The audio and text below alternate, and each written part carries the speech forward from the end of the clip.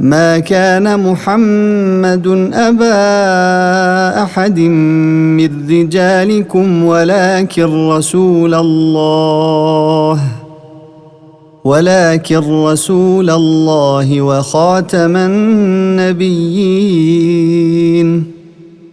وكان الله بكل شيء عليما. يا أيها الذين آمنوا اذكروا الله ذكرا كثيرا وسبحوه بكرة وأصيلا.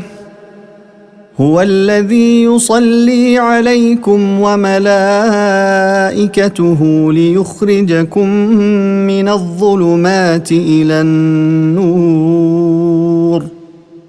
وكان بالمؤمنين رحيما.